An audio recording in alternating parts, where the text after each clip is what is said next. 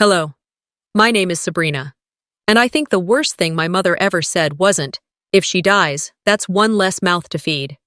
It was the way she laughed after saying it. You see, I moved back home after my divorce to help take care of my grandma, but what I found instead was a locked pantry, moldy bread, and a woman too afraid to speak. My siblings called me dramatic. My mother called me unstable. And Grandma? She called me by name. One last time, before they tried to silence her for good. Why would a daughter feed her own mother expired cat food and smile while doing it? Why would a whole family watch and pretend not to see? Want to know what I found hidden beneath a box of Christmas cards? Let me show you. The day I moved back in felt like swallowing gravel, dry, rough, something I couldn't get down no matter how hard I tried. Asheville was cooling into early fall, the kind where leaves crunch under your feet before you've even turned onto the porch. I'd been away for nearly 14 years, and it wasn't by choice that I came back. It was necessity. My divorce papers were still warm off the printer. No kids, no alimony, just me, a duffel bag, and a job I'd never dreamed I'd return to. Admin work at a walk-in clinic where half the patients still called me baby girl. The porch light flickered as I stepped up. Paint peeled off the doorframe like a snake shedding skin. My mom, Marla, opened the door with that same sharp-eyed glance she used when I left my shoes in the hallway as a kid. "Only the guest room's available," she said. "Don't make a mess." Not a hug, not even a look behind me to see if I needed help with my bag. I didn't say a word, just nodded, stepped inside, and swallowed whatever was clawing up my throat. Later that night, dinner was already served when I came into the kitchen. The smell was bland. The kind that doesn't comfort, doesn't spark memory, just heat and salt. Jarvis, my older brother, sat at the head of the table, already halfway through a plate of canned beans and what looked like instant rice. Callista, my older sister, scrolled on her phone between bites, as if this was just another Tuesday. Grandma Enid sat at the end, hunched over, her back curved like an apostrophe. She was always small, but this was diminished. Her hair was thinner, her cardigan swallowing her shoulders, and her eyes didn't meet anyone's, just fixed on the bowl in front of her. I didn't see what was in it until Marla leaned over and said, "She's got a lighter meal. Can't handle real food anymore." The bowl was ceramic, but the shape was off, like it belonged on the floor. I didn't question it, not out loud, but something didn't sit right. After dinner, I was taking out the trash. The can was already full, and as I pressed it down to make space, I saw it. An empty Friskies cat food can. The label was peeled halfway off, but the brand was unmistakable. I froze. At first, I told myself, maybe she gave it to the actual cat. But we haven't had a cat since 2006. I went back inside. Marla was washing dishes. Calm. Almost smug. "Did you feed Grandma cat food?" I asked. She didn't even look up. "If she dies, that's one less mouth to feed." That wasn't a joke. It wasn't sarcasm. It was cold. Matter of fact. Enid was still sitting at the table, spoon dangling from her frail fingers. She didn't flinch, just slowly placed the spoon down and folded her hands in her lap, like this was just another part of her day. I wanted to scream. Jarvis didn't blink. Callista was still thumbing through Instagram. "You're all okay with this?" I asked, voice shaking. Jarvis shrugged. "She's old. She doesn't even taste the difference." Callista gave a lazy glance up. "Not everything's about you, Sabrina." That weekend, we had a family dinner. Marla's idea. She wanted to keep appearances, she said. I think she wanted a stage. Relatives filled the house. Cousins I hadn't seen in years. The scent of roast chicken and canned corn filled the kitchen, and folding chairs were crammed around the table like this was a last-minute potluck. Grandma Enid was placed at the far end again, given a mismatched plate. I watched her pick at grayish beans while everyone else had heaping portions. I waited until dessert to bring it up, carefully, like handling broken glass. "Hey," I said softly, "is Grandma eating all right these days?" A few eyes shifted. Some fork clinks stopped. Marla, across from me, set her fork down with a click that echoed. "She's fine. She forgets sometimes, but I keep her on schedule. She had cat food the other night. The room went still. You could have heard the tick of the kitchen clock. She's old, Marla said sharply. She forgets. Maybe you're the one imagining things.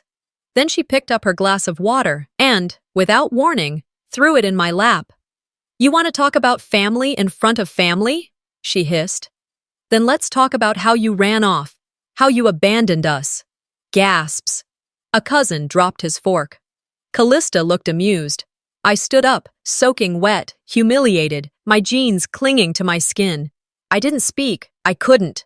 Callista said under her breath. Always making drama. Not everything's about you. I left before dessert was served. That night, I sat on the small bench beneath the bedroom window.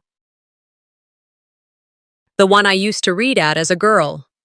Enid once sat there with me, reading fairy tales during thunderstorms, her soft voice carrying over thunder like a lullaby. Now she sat in silence, eating from bowls no one else touched. I reached into my bag, pulled out my phone, and quietly took a photo of the Friskies can from the trash. Then I typed a message and sent it to myself. Start documenting. If no one else would remember the truth, I would. I didn't sleep much that night. Between the memory of Marla's voice, so casual, so cold, and the image of Enid quietly scraping her spoon along that ceramic bowl, I kept waking up every hour, thinking I heard something. I started writing it all down, just like I promised myself I would. Every time my chest tightened, I added a line. Every time I caught myself hesitating, I reminded myself, someone has to remember this. At just past 6 the next morning, a clicking noise jolted me upright. Not the soft thud of feet on carpet or the creak of an old house stretching with the cold. It was mechanical, metallic, intentional. I walked barefoot down the hallway, moving slow, keeping my back straight like I had in court depositions. Enid's bedroom door had a new feature, a keypad lock. Digital, silver, bolted straight into the wood. A thin red light glowed from the top corner. My heart dropped to my knees. Marla passed behind me with her coffee. She wandered out last night, she said, like she was talking about a loose dog. Nearly ended up in the driveway. I looked at her. So you locked her in? It's for her safety. You'd know that if you'd ever cared enough to be here. I didn't answer. Enid wasn't in her room. She was already sitting at the dining table, a worn gray blanket over her shoulders. Her eyes flicked up at me, briefly, and then back down to the piece of bread on her plate. Not toast, just white bread, no butter, no plate warmer, no tea, no milk. Marla made herself a plate of scrambled eggs and bacon, humming something under her breath as if we were all enjoying some kind of Sunday brunch. I walked to the fridge, pulled out a banana, peeled it halfway. I brought it toward Enid without a word. As I reached across the table, Marla stepped between us and plucked the banana out of my hand. She's got sugar issues, she said flatly, tossing it in the trash. She can't just eat anything. She can't eat cat food either, I replied. Marla's expression didn't change. That again? She's got a heartbeat. That means she gets a choice. You know what? She said, pulling up a chair. You walk in here after what? 15 years? Divorce papers in one hand, baggage in the other. And now you want to tell me how to take care of my mother? She's not your mother, I said. She's our mother's mother. Marla's lips twitched, just once. Not that you were ever close to her. I turned and left before I said something that would make it worse, or maybe something that would make it true. Later that day, Marla went out on one of her long neighborhood walks. She called them mental resets. I called them cooling off laps. She always came back more energized and more dangerous. While she was gone, I checked the kitchen. There was a second lock, this one on the pantry. Padlocked, brass, shiny. Out of place in a home that still used curtain rods from the 80s. I grabbed a screwdriver from the drawer, not to pry it open, just to jiggle the edge enough to peek inside. When I did, I felt my teeth clench. Inside the pantry, on the top shelf, almond milk, protein bars, imported soup cans, a clear container of strawberries, still firm, no mold. Each shelf was neatly labeled with masking tape and black Sharpie. The top one said, Marla, do not touch. The bottom shelf had a box of dry cereal, half empty and stale. Next to it, a row of expired crackers and a jar of powdered broth that looked older than juniper. This was deliberate. It wasn't poverty. It wasn't forgetfulness. It was punishment. I didn't take anything. I didn't take photos. Not yet. I just closed the door, sat on the floor, and let the cold linoleum tell me what I already knew. That night, I knocked gently on Enid's door. She didn't answer. I leaned closer and whispered, "It's me." After a pause, I heard her voice, paper-thin and rough. "Don't push too hard. She doesn't like when you fight back." Tears stung the corners of my eyes, but I didn't let them fall. I steadied my breath. "I'm not fighting," I said softly. "I'm just not pretending anymore." I went back to my room. Sat at the edge of the bed. The house was quiet. Too quiet. The kind of silence that isn't peace, it's pressure. It's the kind that waits for someone to break first. So I opened my notebook, not the notes app, not a voice memo, a physical notebook. I needed something real, something that couldn't be deleted, hacked, or gaslit out of existence. On the first page, I wrote, "The house where silence lives." I listed the food items. I listed the door lock. I described Marla's face when she told me she wandered. I noted Enid's body language, how she flinched, how her fork scraped the plate, but never rose fast enough to matter. I drew a sketch of the keypad lock. I underlined one line. "She's not locked in, we are." The next day would come. The fights would get louder. But that night, I gave myself one small truth I could hold in my hands, because no one gets to erase this woman's life, not while I'm still here. Morning came slow and heavy. The silence in the house wasn't peaceful. It was padded, suffocating. I moved quietly, as if noise itself might trigger another confrontation. The kitchen was empty when I walked in, sunlight barely seeping through the stained blinds. The air smelled faintly sour, like something had gone bad, and nobody wanted to claim it. I pulled open the trash bin to throw away a used napkin and immediately recoiled. A sharp, rancid smell hit me in the face, like old milk left out in the sun. I leaned in to see what it was. Sitting on top of crumpled paper towels was a plate with soggy white bread, half-eaten, soaked through with something greenish-gray at the edges. I recognized the plate. Marla had served it to Grandma Enid last night. It hadn't been touched again. The crust looked slimy. The center was soft like wet sponge. My stomach turned. That wasn't just bread gone stale, it had molded, likely from being left out overnight. And Marla had served it like it was fine, like it was normal. I carried the plate to the sink and ran hot water over it, but the smell clung to the air. It wasn't just food. It was disregard, plain and sharp. I couldn't shake the image of Enid chewing slowly the night before, her eyes down, her shoulders curved inward like she wanted to fold into herself. She hadn't complained. Not once. Marla came in just then, wiping her hands with a dish towel. "Something wrong with your nose this morning?" I didn't answer. She smirked. "Maybe you're just not used to real responsibility." By late afternoon, the house had gone quiet again. Jarvis had left for work. Callista had driven off for some influencer shoot with her dog. Marla was on the phone in the backyard, pacing like she always did when she wanted to pretend she was too busy for the people inside the house. I checked Enid's door. For once, it wasn't locked. She was curled up on her side, knees tucked under the same knit blanket she'd had for years. Her hands trembled slightly as she pressed them together on top of her chest. "Grandma," I said gently, kneeling by the bed. Her eyes opened, barely. She looked at me like I was someone she hadn't seen in a while, not because she didn't know me, but because she wasn't used to anyone making eye contact. "I need you to let me help," I said. "Please, what she's doing, it's not right." Enid blinked slowly. Then she whispered, "My voice hasn't mattered in this house for years. I'm just trying to leave quietly." It broke something in me. I wanted to argue, to beg her to fight. But I saw it. That resignation, the exhaustion of surviving in someone else's house under someone else's rules. She wasn't giving up because she was weak. She was tired of fighting a war that had no end. Later that night, I made a decision. Marla had gone to bed early, claiming her back was acting up. The house was still. I waited an extra 20 minutes, then crept into the kitchen, opened the fridge, and made a peanut butter sandwich. I wrapped it in a paper towel, grabbed a bottle of water, and headed toward Enid's room. She was awake, eyes open in the dark.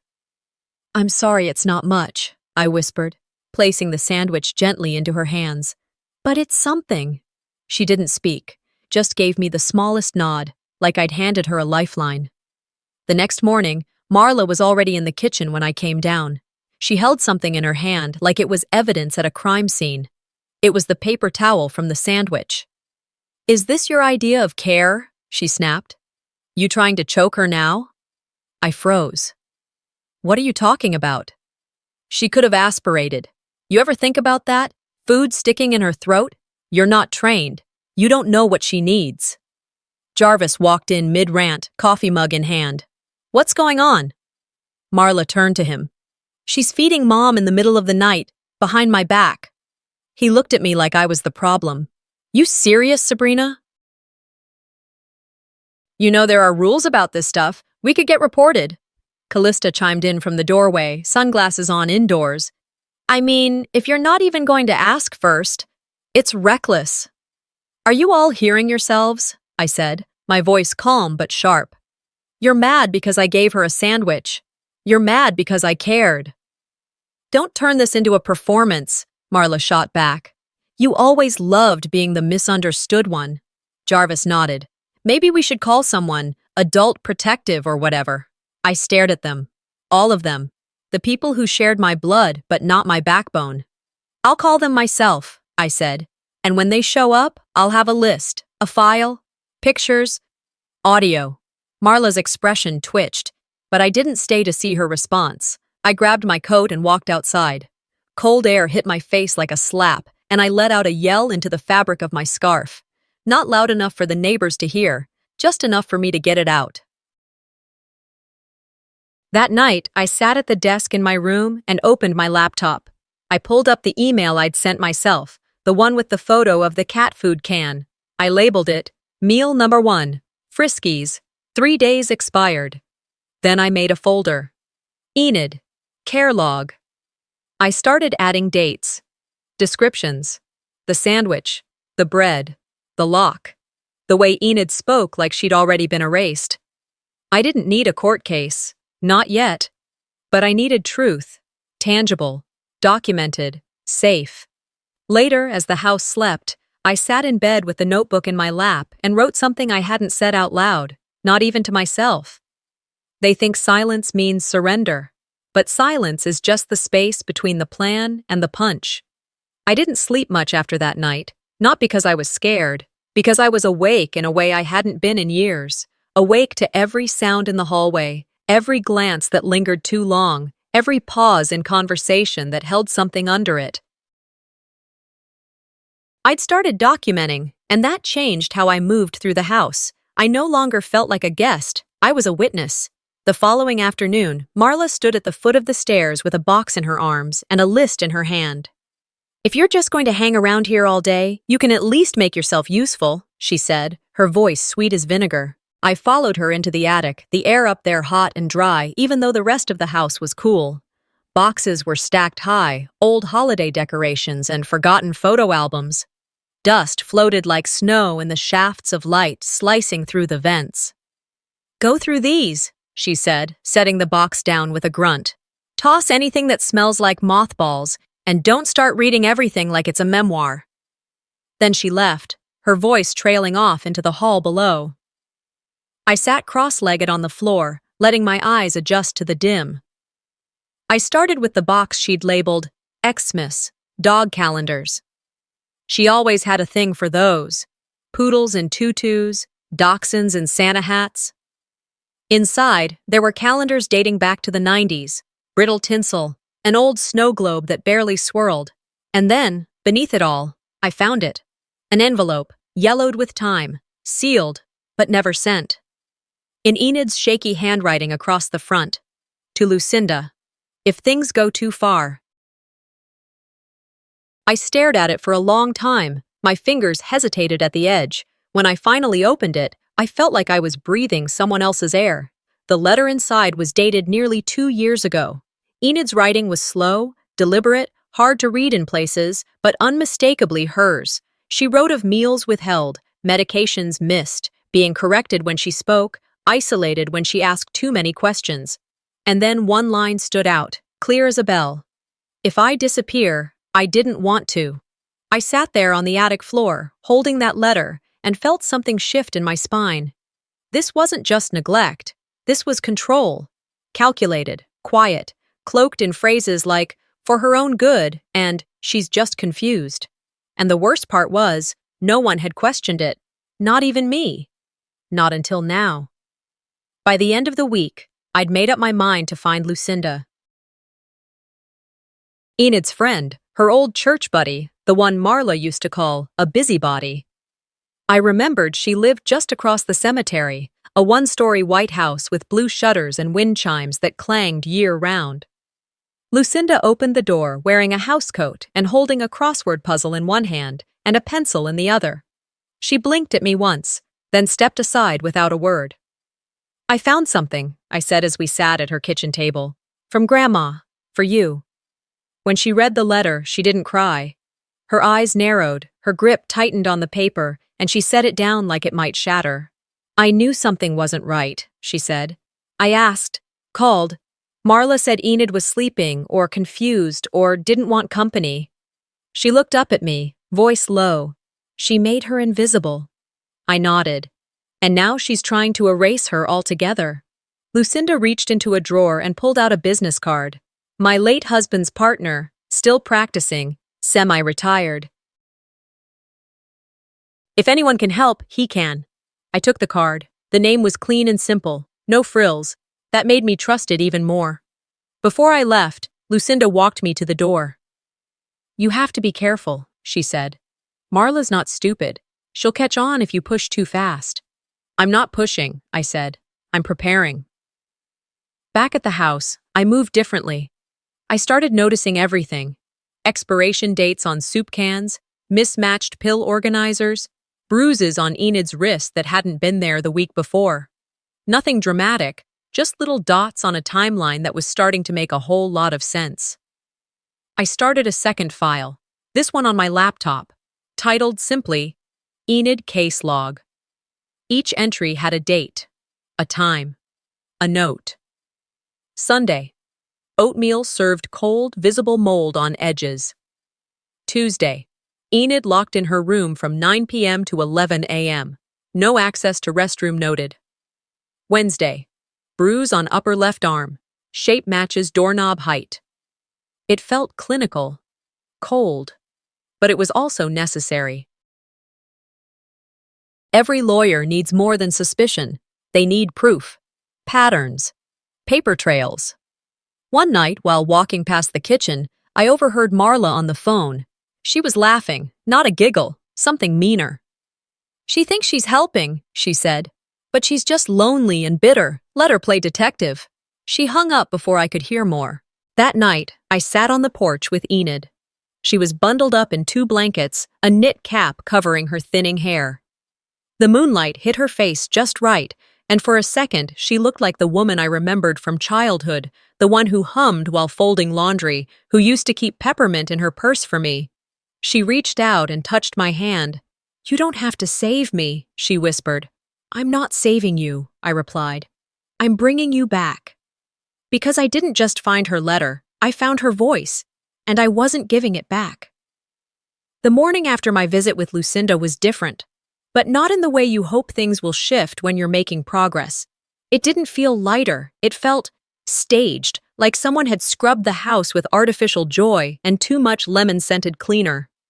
I walked into the kitchen around 7, expecting the usual awkward silence and clinking silverware. Instead, I was met with a full plate of pancakes, eggs, and fruit, already placed on the table. Marla stood by the stove, flipping another pancake with the kind of exaggerated cheer you only see in bad sitcoms. Good morning, sunshine, she said, overly sweet. We're having a proper breakfast today. Enid sat at the table, blinking slowly like she didn't recognize her surroundings. A cup of orange juice sat untouched in front of her. She was still in her nightgown, a shawl wrapped too tightly around her shoulders. She looked at the pancakes as if they were foreign objects. "Where's the toast?" she asked softly. Marla laughed a little too loudly. "No toast today, Mom. We're treating you to something special." Callista showed up around mid-morning, hair blown out, camera already in hand. She sat beside Enid and whispered, "Smile for me, okay? Just one photo." Then she snapped a dozen, adjusting Enid's blanket between shots, angling Marla behind her with a spatula in hand. "We're just doing some Sunday care for Mom," she said into the phone camera, beaming. I stood off to the side, arms crossed, watching the whole scene like a guest on someone else's set. By evening, the energy had shifted again, like a curtain had dropped. The house felt too still. Marla was holed up in her room, door cracked just enough for me to hear the murmur of her voice on the phone. I wasn't eavesdropping, I wasn't even trying to be sneaky, but when you live in a house like ours, you learn to notice what people don't say just as much as what they do. "She's unstable," Marla was saying. "I've got it all on tape. She's yelling, the old woman's flinching. It's all there. If anyone needs proof, I can send it right now." I froze in place. Later that night, when I passed the family computer in the living room, I noticed something unusual. It was on. Marla usually kept it off, claiming the electricity bill was not a donation center. But it was still logged in. A window was open, an email draft. Attached was a video. I clicked play.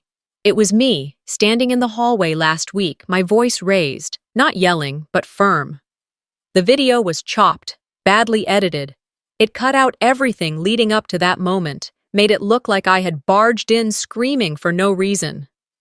The clip zoomed in on Enid, who flinched, because I had opened the door too fast. But without context, it looked calculated, aggressive. Then Marla's voice came in, calm and polished. "She scares her. We're worried. Please advise next steps for mediation." I closed the window and walked straight to the back porch before I did something I'd regret. The air was cool, my breath visible in the fading light. My hands were shaking, not from fear, but from fury. This wasn't self-preservation on her part. It was preemptive warfare. She was rewriting the story before I had a chance to tell it. That night, I sat on the floor in Grandma's room. She had fallen asleep early, exhausted from the fake energy of the morning. I stared at the old wooden knitting box beneath her window, the one she hadn't used in months. I don't know what made me open it, call it instinct, or maybe just desperation. Beneath the skeins of lavender yarn, tucked under a pouch of half-used needles, was another envelope. My hands shook as I opened it. The letter was older, dated nearly a year ago. Still her handwriting, still shaky but focused. And this one had my name on it. "If Sabrina finds this," it began, "don't let them say she imagined it. She saw what they refused to. What they chose not to see." I pressed the paper to my chest and just sat there, letting it all sink in. She hadn't been silent all this time. She had been documenting too, in her own way. Later, once the house was quiet again, I walked into the kitchen and found Marla pouring herself a glass of red wine. "We should talk," I said. She didn't turn around. "About what? Your behavior?" "I know about the video." She finally faced me, smiling. That same practiced grin she wore for Callista's camera earlier. "I'm just protecting Mom," she said. "Someone has to." "You edited that clip to make me look dangerous." She didn't deny it. "What matters is how it feels to the people watching it." I stepped closer. "If you keep rewriting the truth, I'll make sure the real version ends up in court." For a second, her smile faltered, her jaw tightened. Then she smirked. "Try me." I didn't blink. "I already did." That night, I didn't sleep. I sorted files, printed photos, backed up everything to 3 separate USB drives, labeled them clearly. One went into my purse, another into a box of cereal no one but me ever touched. The last I sealed in an envelope and taped behind the closet panel in my old bedroom. Before I went to bed, I opened my journal and wrote one sentence across a blank page. If this is war, I'm fighting like a woman who has nothing left to lose. And when I turned off the light, I locked my door, not out of fear, but to mark the shift. I wasn't scared anymore. The next morning came sharp and sudden. Before the sun fully broke through the curtains, I heard fast footsteps outside my door. Then, a hard knock. No rhythm, no patience. My door swung open before I could reach it. Marla stood in the doorway holding a stack of papers, her jaw set tight. "We need to talk." She stepped into my room like it was hers, dropped the stack onto my desk with a thud. "This is the video I've sent to mediation. They'll be calling soon to schedule an intervention. I've also contacted an attorney. I'm filing for conservatorship over your grandmother." I stared at her, not moving. "You're trying to take legal custody of a woman you won't even give toast to?" She scoffed. "You're not well, Sabrina. You've been acting erratic, obsessive. You're making things up to cover for your failure. It's not just me who sees it." I didn't argue. I didn't flinch. I didn't blink. She waited, expecting a scene. I gave her silence. The moment she left, I folded the papers, slid them into an envelope, and marked it as Exhibit F. Downstairs, breakfast never happened. Enid hadn't come out of her room. I checked the clock. Almost 8 a.m. And by now, she was usually at the table, quietly sipping lukewarm tea from that chipped green mug. I knocked softly. No answer. I opened the door. She was sitting on the edge of the bed, but hunched.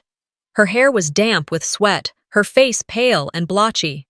One hand clutched her side, the other trembled against the mattress. "Grandma?" I rushed to her side. "Can you breathe okay?" Her eyes fluttered, then closed. Her breath came shallow and sharp, like each inhale was a question her body wasn't sure it could answer. Marla appeared behind me. "She's always like this. Just give her a blanket. She'll be fine in a few hours." I turned slowly. "She's burning up." Marla folded her arms. "You're overreacting again." I didn't argue. I grabbed my phone, dialed 911. Marla stepped in front of me. "If you do this, you'll regret it." I pushed past her. The paramedics arrived within 10 minutes. I rode in the ambulance with Enid, gripping her hand, even though it stayed limp in mine. The hospital air was cold, sterile, but it felt honest. There was no pretending here. They admitted her quickly, suspected foodborne illness, dehydration, and early signs of organ stress. In the hallway, while a nurse took her vitals, someone called my name. I turned. Dr. Keaton.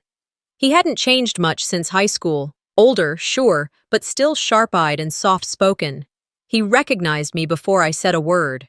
He pulled me aside after reviewing her intake notes. "This didn't happen overnight," he said quietly. "She's malnourished, Sabrina. There are signs of repeated underfeeding, dehydration. We're running more tests." I swallowed hard. Can you send the results to someone for legal purposes?" He nodded.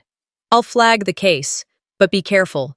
People who treat others like this don't usually take being challenged well." I thanked him and sat with Enid for hours until her breath evened out and her skin regained some of its usual warmth. By the time I got back to the house, night had fallen. The house was dark, except for the kitchen where a single bulb glowed over the stove. Marla wasn't home. Callista's car was gone. I took out the manila envelope and spread everything across the dining table. Photos of expired food, cold meals, bruises, the printed transcript of Enid's letter from the knitting box, screenshots of Marla's fake video. And now, official medical documentation from Dr. Keaton. I labeled them with sticky notes, Exhibit A through E.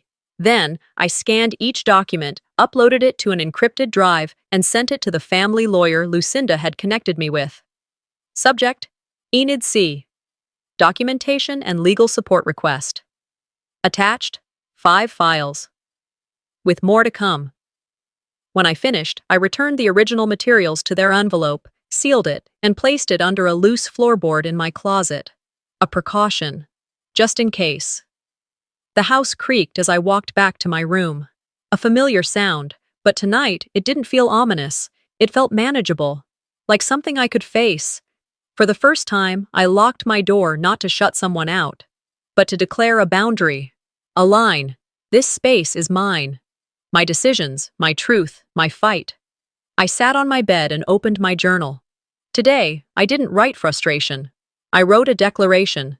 They wanted to control the house. I want to save the soul inside it. Because no matter how much she tried to reframe the narrative, I had the one thing she didn't: proof. Marla wasn't the type to lose control easily, but after I submitted the evidence packet, I noticed a subtle panic underneath her usual smugness. She started checking the locks more often, kept her phone close even at the dinner table, and her eyes darted quicker when I walked into a room. That told me everything I needed to know. She knew the walls were closing in. It was a Wednesday afternoon when I decided to dig through the old cedar chest in the hallway closet, looking for the birth certificate copy Grandma once used to renew her ID. Marla had told me years ago that she'd filed it away with the important stuff, but no one ever knew what that meant. While pulling out a pile of Christmas cards and my old middle school report cards, I spotted the corner of a familiar folder. Blue, faded, frayed on the edges, my childhood art portfolio. I hadn't seen it since high school. Curious, I pulled it out and opened it, half expecting to find old sketches of horses and crooked trees. Instead, tucked inside between two poster boards were 3 envelopes labeled Loan File, Enid Morel. I stared at them for a moment, then slowly opened the first. What I found made my stomach twist. Bank documents, loan applications, signed by Enid, or rather a shaky version of her name, barely legible, clearly written by someone whose motor skills weren't cooperating. Dates showed the documents had been submitted less than a year ago. The problem? That was during the time Enid had already been having speech issues. She wasn't answering phone calls, couldn't even dial out most days. They had forged her signature. My hands trembled as I sat on the hallway floor, papers spread out like pieces of a puzzle I never wanted to solve. The amounts weren't small, several $1,000s. Jarvis's name appeared in a few of the notations, and there was a second page marked Secondary Applicant, Callista Morel. They had taken loans out in Grandma's name, while she could barely walk. I didn't need more proof that they didn't see her as a person anymore. But now, I had paperwork. I didn't go hunting for them. I didn't need to. As if summoned by instinct, Jarvis appeared first, stepping out of the garage with a socket wrench in hand. I held up the envelope. "You want to tell me how this got in my art folder?" He froze mid-step. Callista stepped into the hallway a second later, phone in hand, freshly manicured nails gleaming. She glanced at the paperwork and made a face. "Oh, come on, Sabrina. It's not what you think." "You forged her name." "She said she wanted to help," Jarvis said, flatly. "We're keeping the house running." "She can't sign her name anymore," I said. "You both know that." "She wasn't going to live forever," Callista added, her tone calm, calculated. "So what? The house dies with her?" "This house doesn't belong to you," I said. "It's hers." Neither of them answered. They didn't have to. Their silence was an admission. That night, Marla organized a dinner. It felt performative. Roast chicken, mashed potatoes, cloth napkins. Even Enid was dressed in a pressed blouse, though she looked confused and tired. Family members I hadn't seen in months showed up, smiling too much, hugging too long. It was a scene designed for optics. And then, during dessert, Juniper, Callista's daughter, stood on her chair and asked the question that split the air like a knife. "Why doesn't anybody love Grandma?" Silence fell over the room. You could hear forks clink against plates. Someone's chair creaked. Enid looked up, startled. Her eyes filled with tears she didn't bother wiping away. Marla recovered first. "Of course we love her," she snapped, too loud, too fast. But it was too late. The truth had already settled in. One aunt excused herself and didn't come back. A cousin put down her fork and dabbed her eyes with a napkin. Even Jarvis stared at the floor like he suddenly found it interesting. I didn't let the silence linger. I stood up and walked to the bookshelf near the dining room wall. From the top shelf, I pulled out a copy of the hidden letter I'd made the week before. "She wrote this before any of you bothered to ask how she was doing," I said, unfolding the page. I read aloud. If Sabrina finds this, don't let them say she imagined it. She saw what they refused to. I didn't read the rest. I didn't need to. The message had landed. After everyone left, the house sat in stunned stillness. Marla didn't speak to me. Neither did Jarvis or Callista. They moved like ghosts, avoiding each other, afraid to break the fragile silence that had replaced their control. Later that night, my phone rang. Lucinda's name lit up the screen. I gave the lawyer everything, I said before she could ask. He received it, she confirmed. And he's confident you have enough to request emergency guardianship. He also said the property, since it's in Enid's name, can be frozen until a formal ruling. I leaned back in my chair and let out a breath I hadn't realized I was holding. Then we move, I said. Now. Because this wasn't just about getting her out of a locked room. It wasn't even about food or forged documents anymore. It was about ending the story they had built on silence and starting a new one in its place. The day the documents arrived, I was standing in the kitchen peeling the label off a soup can, watching Enid out the window as she sat in the porch swing, wrapped in her old shawl. She didn't sway anymore, just sat still like she was waiting for something, or someone. The envelope from the county was thicker than I expected. Inside were 3 stamped pages with Enid's name printed in bold at the top. The deed, the tax roll, and a notarized property record. None of them mentioned Marla. Not once. I held the papers to my chest and let myself cry for 12 seconds, no more. Then I scanned every sheet and made 5 copies, 2 to keep, 2 to share, 1 to burn if it ever came to that. By the following afternoon, the living room had been staged like a budget wedding reception. Fold-out chairs, tablecloths, Marla's signature apple-scented candles. She'd invited family to clear the air, as she told everyone. What she meant was to perform a version of the truth she could still control. Lucinda arrived first, dressed in navy with matching gloves, nodding politely but offering no small talk. Behind her came Mr. Detman, the attorney, carrying a briefcase and the look of someone who'd been in rooms like this before. I stood by the mantel, heart steady. I didn't need drama. I had documentation. When everyone settled, Marla opened with a monologue. Syrupy, too warm. I know things have been tense, she said, but we all want what's best for Mother.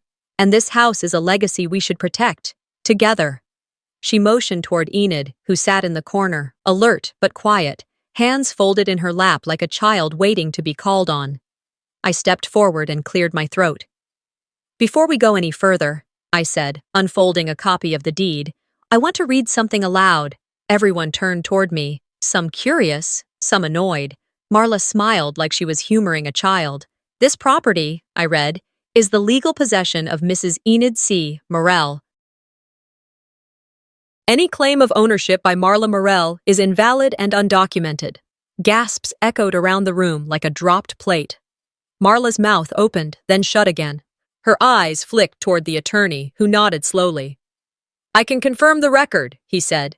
Enid remains the sole legal owner. No, Marla snapped. That's not possible. Dad said he left it to me. He never filed a transfer. Nothing was ever notarized, Mr. Detman replied. Intent doesn't equal execution. Callista stood up. Are you saying we've been living here illegally? Jarvis muttered. You've got to be kidding me. And in the middle of it all, Enid rose. Not fast, not easily, but deliberately. Everyone hushed. She didn't need to yell. Her voice was gravelly but clear. You fed me cat food, she said, eyes locked on Marla. You made me invisible, and now I'm telling you to leave. For a moment, no one moved. Then Marla laughed, short, brittle. Mom, come on. You don't mean that. But no one laughed with her. Even Callista stepped back. Jarvis looked down at the floor like it held the answer to everything. Mr. Detman pulled a second envelope from his briefcase and handed it to Marla. This is your formal notice, he said. You have 72 hours to vacate the property. Marla stared at the paper like it had burned her hands. You think this is justice? She hissed. You think this is fair? I stepped forward. No, this isn't justice.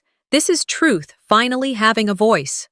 She didn't respond, just stood there, seething, as the room emptied one by one. Callista left without looking back. Jarvis mumbled something about needing air and disappeared. The next morning, I watched from the porch as Marla packed her last bag into her car. She didn't say a word. She didn't even slam the trunk. Just sat behind the wheel, staring at the steering wheel like it owed her something. Before pulling away, she looked up at the house, her face blank. Then she drove off, not once checking the rearview mirror. Later that evening, I found Enid on the porch swing again. She held a small box in her lap. "Found this in the kitchen drawer," she said. "Thought maybe you'd know what to do with it." Inside was the chewed-up cat food wrapper, the one from the first night. I'd thrown it away, twice. But somehow, it always came back. I nodded, took it from her, and walked to the fire pit behind the shed. I didn't hesitate, just lit a match and dropped the wrapper in. The plastic curled, blackened, then vanished. Back on the porch, Enid resumed knitting. No words, just the steady click of needles. The wind smelled like clean laundry and rain. I sat beside her. Not to fix anything, not to plan, just to be present. Because some houses don't become homes until they're emptied of the people who never knew how to love. A few weeks passed. Quietly. Like the house was learning how to breathe again. Each day had a rhythm now. No shouting in the hallways, no padlocks, no whispered warnings behind closed doors. It was still the same house, same creaky floors, same chipped tiles in the bathroom. But something about it felt different. Less like a holding cell, more like a home. I started with the pantry. It had once been the center of quiet cruelty, locked shelves, hidden food, labels declaring ownership like some kind of private inventory. So I painted it bright yellow, the exact shade of sunshine that used to beam through the kitchen windows when I was a kid. I removed the latch. No more locks, just shelves open to anyone. On the inside of the door, I added a small chalkboard. At the top, in thick white letters, I wrote, "What would you like today, Grandma?" Underneath, I left room for daily menus, grocery reminders, and the occasional doodle. I labeled wicker baskets, tea, crackers, fruit. Everything was reachable, nothing needed permission. Enid stood in the doorway that first morning and stared at it for a long time. Then she walked up and wrote banana in shaky chalk letters. I nearly cried. She moved differently now. Slower, sure, but with more purpose. She'd take her time getting to the table, but she got there. Toast with butter was back on the breakfast plate, and she didn't look afraid of it. Sometimes she'd sit in the living room with her knitting again, legs tucked under the same wool blanket she'd had for years. The needles moved slower now, but they moved. One afternoon, as we sat watching the rain tap against the window, she reached over and placed her hand gently on mine. "I feel like I've been seen again," she said. No one spoke for a while after that. We didn't need to. Meanwhile, across town, Marla had settled into a small trailer park on the edge of the old highway. I heard from a neighbor she'd been telling people I turned the whole family against her, that I'd stolen the house, that I lied my way into power. Some folks nodded along, out of habit or discomfort. Others turned away. I saw her once at the grocery store. She was in the frozen foods aisle, clutching a pack of microwavable dinners. I didn't plan to see her. I didn't walk toward her. But our eyes met, briefly. She looked through me like I was a stranger. I let her. That night, I journaled again. It wasn't anger that filled the page, or pride, just a quiet truth. Winning isn't loud. Sometimes it's just reclaiming a chair at your own table. I thought about what this house had held, the stories it had swallowed, the silence it had been built on, and how easily trauma passes down. Not because people are monsters, but because they never learned how to stop the cycle.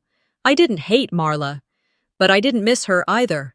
Forgiveness isn't the same as return.